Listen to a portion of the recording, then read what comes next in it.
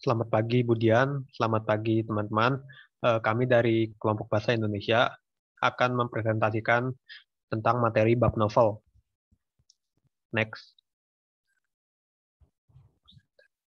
Anggota kelompok kami ada Axel, Benadio, Dimas, Henry, dan Johannes. Next.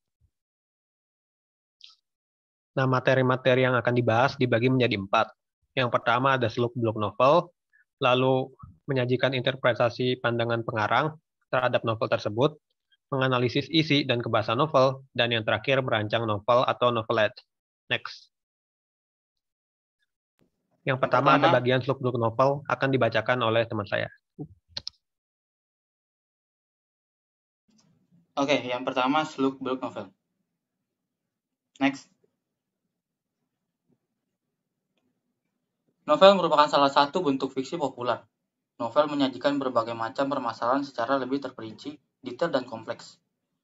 Menurut Kamus Besar Bahasa Indonesia atau KBBI, novel adalah karangan prosa yang panjang mengandung rangkaian cerita kehidupan seseorang dengan di sekelilingnya dengan menonjolkan watak dan sifat setiap pelaku. Cerita dalam novel terinspirasi dari berbagai macam problematika yang terjadi dalam masyarakat.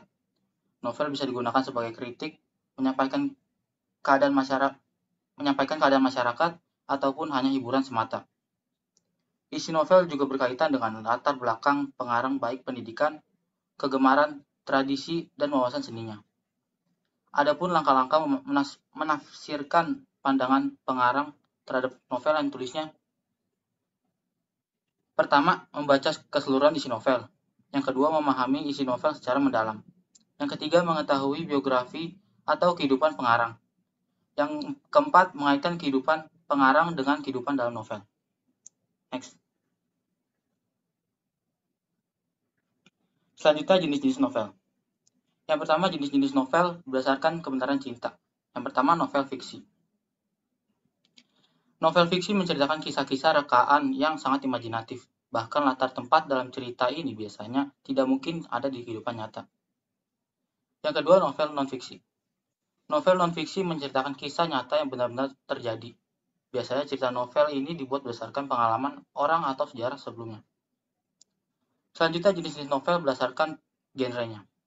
Yang pertama, novel romantis. Novel romantis bercerita tentang kisah cinta, penyesalan, penerimaan, atau kasih sayang. Yang kedua, novel fiksi ilmiah. Cerita fiksi ilmiah menuntut pengetahuan lebih dari pengarang tentang ilmu pengetahuan, baik umum maupun khusus.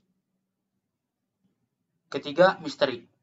Cerita dalam novel misteri ini lebih rumit karena akan menimbulkan rasa penasaran hingga akhir cerita. Lalu yang keempat, ada novel horor. Novel horor mempunyai cerita yang menegangkan, seram yang pastinya membuat para pembaca akan berdebar-debar saat membacanya. Lalu selanjutnya, novel komedi. Cerita dalam novel komedi mengandung unsur akan kelucuan atau akan membuat orang tertawa dan benar-benar terhibur. Dan yang terakhir, novel inspiratif. Cerita dalam novel inspiratif mampu menginspirasi banyak orang. Selanjutnya, jenis-jenis novel berdasarkan isi dan tokohnya. Yang pertama ada novel teen lead. Jenis novel ini bercerita tentang permasalahan para remaja pada umumnya, tentang cinta maupun persahabatan. Yang kedua, novel chick lit. Jenis novel ini bercerita tentang seputar kehidupan atau permasalahan yang dihadapi oleh seorang wanita pada umumnya. Novel ini sebenarnya bisa dinikmati oleh siapa saja. Akan tetapi, pada umumnya cerita pada novel ini lebih kompleks, rumit. Yang ketiga, ada novel songlit.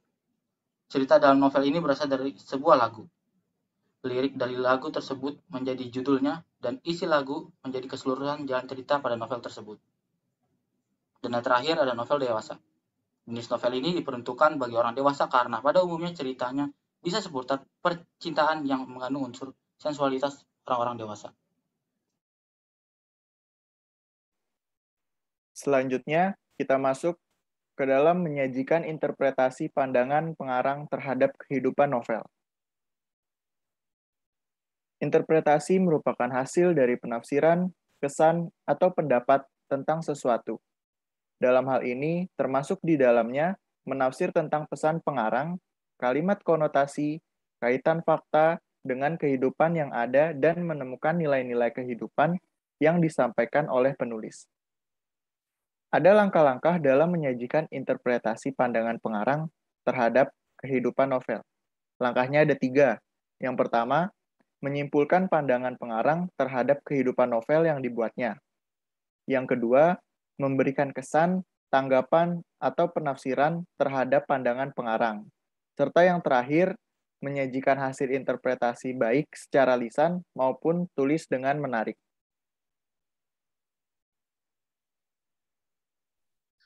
Di bagian selanjutnya ada menganalisa isi dan kebahasan novel itu sendiri. Next. Nah, novel mempunyai berbagai unsur pembangun. Unsur pembangun tersebut bisa dibagi menjadi 2, yaitu unsur intrinsik dan ekstrinsik. Unsur intrinsik sendiri itu membangun kerangka novel dalam pengembangan ceritanya, atau bisa disebut kerangkanya, meliputi tema, alur, latar, penokohan, sudut pandang, dan yang terakhir biasanya terdapat amanat. Sementara itu, unsur ekstrinsik menjadi pelengkap cerita yang berkaitan dengan pengarang dan dunianya yang ada, meliputi latar belakang pengarang, latar belakang masyarakat, dan nilai-nilai yang tergantung dalam novel. Novel juga disusun dengan ciri kebahasaan yang khas. Pengarang sering menggunakan majas atau gaya bahasa dalam novel yang dibuatnya. Gaya bahasa yang sering digunakan dalam novel antara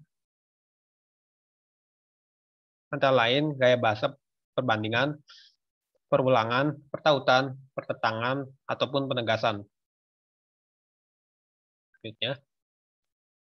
Selanjutnya yaitu ada unsur intrinsik. Unsur intrinsik ada dibagi sebagai jenis. Yang pertama ada tema. Tema yaitu sebuah pokok pikiran atau landasan yang digunakan oleh penulis dalam penulisan sebuah novel yang menjadi pengikat dari awal hingga akhir cerita. Tema biasanya dituliskan secara tersirat atau secara tidak langsung. Yang kedua ada alur. Alur yaitu sebuah jalan cerita yang digunakan untuk menunjukkan maju mundurnya sebuah cerita yang berkaitan dengan sebab akibat. Alur terdapat 3 macam, yaitu alur maju, mundur, dan campuran. Yang ketiga ada latar. Latar yaitu sebuah landasan atau pijakan yang mengarah pada pengertian tempat, hubungan waktu, dan lingkungan sosial, tempat terjadinya peristiwa-peristiwa yang diceritakan. Latar dalam novel terbagi menjadi 4, yaitu latar tempat, latar waktu, latar suasana, dan latar sosial budaya. Lalu yang keempat ada penokohan. Tokoh merupakan unsur intrinsik novel yang sangat penting dalam novel. Pada tokoh terdapat penokohan yang menjadikan penentu watak atau karakter dari tokoh tersebut. Penokohan terbagi menjadi 2, yaitu protagonis dan antagonis. Penokohan dapat disampaikan melalui teknik analitik, yaitu secara langsung, dan dramatik, yaitu secara tidak langsung. Lalu yang kelima ada sudut pandang. Sudut pandang adalah pandangan yang digunakan penulis, yang digunakan dalam penyajian tokoh, tindakan, latar, dan peristiwa yang terjadi.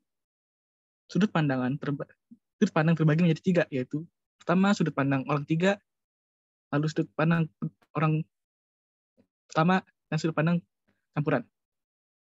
Lalu yang kelima ada amanat.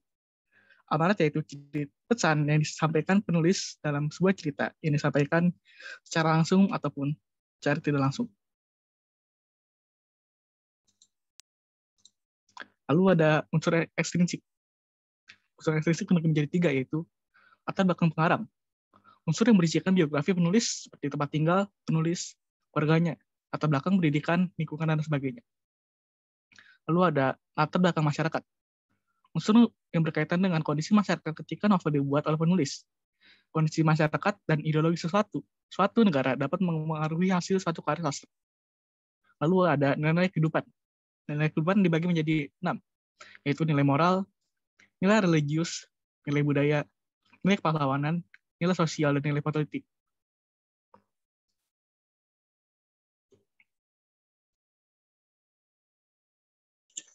Selanjutnya ada merancang novel atau novelet.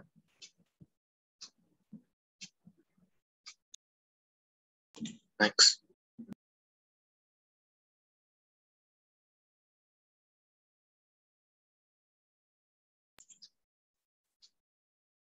Langkah-langkah membuat novel. Yang pertama, menentukan tema yang menarik. 2. Mengumpulkan ide-ide berkaitan dengan tema yang dipilih. 3. Menyusun kerangka novel atau novelet. 4. Menentukan tokoh, latar, dan alur penceritaan. 5. Mengembangkan kerangka dan teknik penceritaan yang menarik. 6. Memperhatikan keterkaitan isi dan kebahasaan dalam penyusunan teks cerita. 7. Memberi judul yang menarik. Sekian presentasi dari kelompok kami. Mohon maaf apabila ada kesalahan dalam presentasi kami. Sekian dan terima kasih.